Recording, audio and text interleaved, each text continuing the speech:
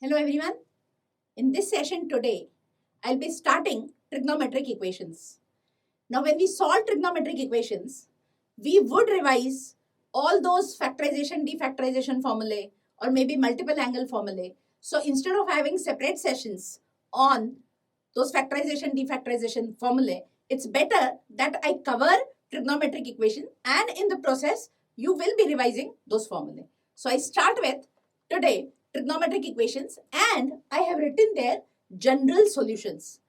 Now, this general solution word is new to you. Previously, if suppose you were given sin A equal to 1 by 2, then without any, taking moment, you were answering for angle A as 30 degree. Because you knew angles only between 0 degree and 90 degree. But here, now that is not the case. You have seen in those allied angle formulae that answer for sine pi minus theta was same as sine theta. So if I say sine A or sine x equal to half, then x equal to pi by 6 means 30 degree. X equal to pi by 6 is not the only answer. It also could have been pi minus pi by 6. So realize this, here onwards, more than one answer is expected for sine function. And just out of curiosity, I'm saying that how many of you thought that if for one value of y, there are two values of x, what kind of function this is called? We have already done this in function. I hope you remember. That is called many one function, right? So actually, sine function is many one function. If you are taking x belongs to R and then sine x equal to something is given. So you are expecting here multiple solutions to some trigonometric equation and hence we write there as general solution. So please do not get perturbed because of the word general, right? So I start with those trigonometric equations and the standard ones we are taking here. I am writing first as sin x equal to sin alpha, where that sin alpha would be replaced by some standard value. And then how do we write the solution? The solution is x equal to n pi plus minus 1 raised to n times alpha. And what that n stands for? N is some integer. So I have written n belongs to z. Now, those who do not want to stretch their minds, they can remember this as a formula. Substitute that angle alpha here and you are ready with your answer without giving any, trouble to your mind. You can use formula and get your answer. Now, second could be cos x equal to cos alpha. Now, cos x equal to cos alpha's answer is written in a different way. It is 2n pi plus minus alpha and n belongs to z. Now, some of you must be, having that curiosity that how do we write but those general solutions? We will discuss about them. Have patience. So, third is tan x equal to tan alpha and that answer for x would be n pi plus alpha where n is an integer. Now, looking at answer for tan x equal to tan alpha, some of you must have gathered something that I am saying x must be n pi plus alpha. The moment you add angle pi, that means if you are in first quadrant, you will reach to third quadrant. If you are in second quadrant, you will reach to fourth quadrant and so on. So understand this, whenever you add 180 degree or pi to tan quantities, to that angle, then we have seen tan function is a periodic function and hence you can generate values for x as many as you wish every time by adding pi to that angle. Now, if that is the case, that same logic you can use for cos also because cos was same in first and fourth quadrant. So if you know angle alpha, then I can say 2n pi plus alpha and 2n pi minus alpha so that you are always in first and fourth quadrant. Now, that is why we write there as 2n pi plus minus alpha. As far as that first one is concerned, that n pi plus minus 1 raised to n times alpha, how do we write that? Then it is difficult just to tell you verbally. So let me take some example and I have written there as sin x equal to 1 by 2. Now, same example, just some time back I mentioned, sin x equal to 1 by 2.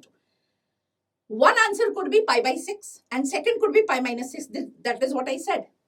Now, recall your unit circle. I mentioned there that if you add 2 pi, you do not leave position, you remain at the same position. So that means if I add 2 pi to pi by 6, that also could be one answer. And also if I add 2 pi to pi minus 6, that is 3 pi minus 6, pi by 6, even that would be an answer. Like this, I can continue and I can have 4 pi plus pi by 6, 5 pi minus pi by 6 also. I have deliberately written there some angles so that something you should be able to see on your own. In the first column, I have written pi by 6, 2 pi plus pi by 6, 4 pi plus pi by 6. That 2 pi, 4 pi, etc., they are even multiples of pi. So whenever you are multiplying an even number to pi, then you are writing there plus pi by 6. And whenever you are writing in the second column, pi, 3 pi, 5 pi, that means whenever you are multiplying there by an odd number to pi, you are writing there minus pi by 6. Now, when to get minus 1 and when to get plus 1? In the first column, we are writing plus, and in the second, we are writing minus. Now, how do we get that? Minus 1 raised to n does that job. If n is odd, minus 1 raised to n would be minus 1. And if n is even, minus 1 raised to n would be plus 1. And keeping that in mind, we have added there minus 1 raised to n times alpha. I hope now things are clearer to you. Now, n pi comes due to that you are multiplying some integer to pi. Look at those two columns and you realize that. So, n pi plus minus 1 raised to n times alpha, that would be the general solution for sin x equal to sin alpha. And rest two, I think, were easy to understand. You have already understood. Let us move from here further.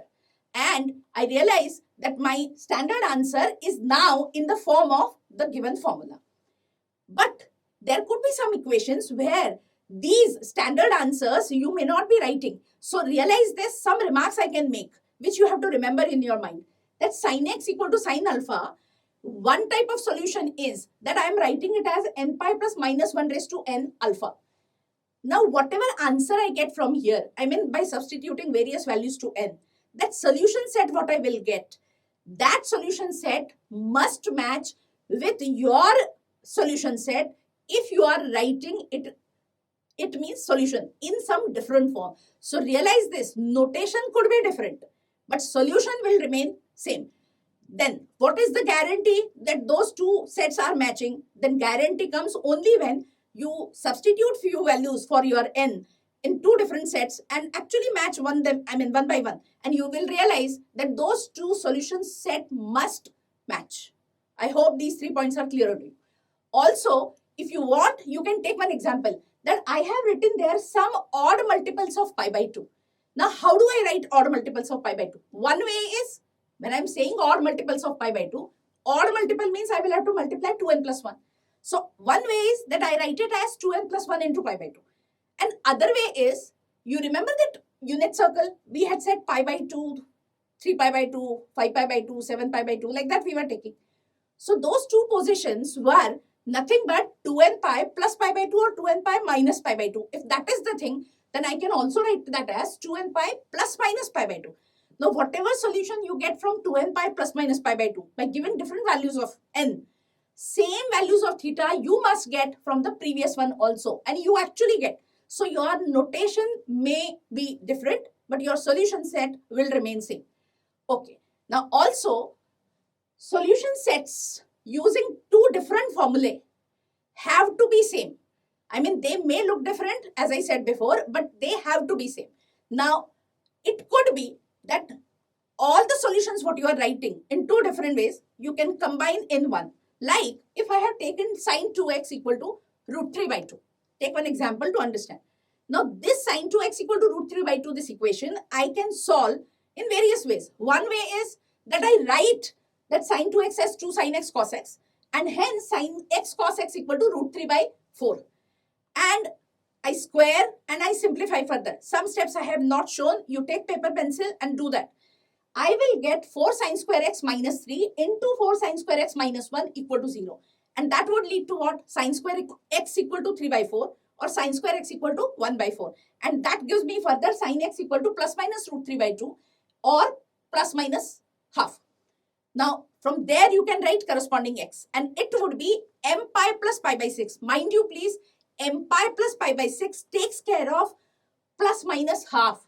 And k pi plus pi by 3 will take care of plus minus root 3 by 2. Both the cases, plus root 3 by 2 and minus root 3 by 2, both would be considered under k pi plus pi by 3. One way of solving this question was something like this. Also, other way could have been that I write 2x equal to, using standard formula, as p pi plus minus 1 raised to p into pi by 3. Why do I write there pi by 3? Because of that root 3 by 2. Sine pi by 3 is root 3 by 2. So my alpha is root 3 by 2. Sorry, my alpha is pi by 3. So I write there and I get 2x equal to. And from there I write x.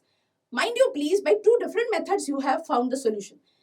And the second one is actually written in more complex, more compact form. So it's better that I write it in more compact form. But if someone has written in some different way, then you must match the solutions, verify, and then proceed further. Also, one solution could be repeated n number of times, but you have to write once only, like how we had done in sets. Also, if you are writing A union B kind of, like some solution set, and there could be something common, then common part has to be written once only. So these are the things what you have to remember. And I finish my session with this. When I come next time, we will be taking methods of solving trigonometric equations. Till then, stay tuned. Thank you.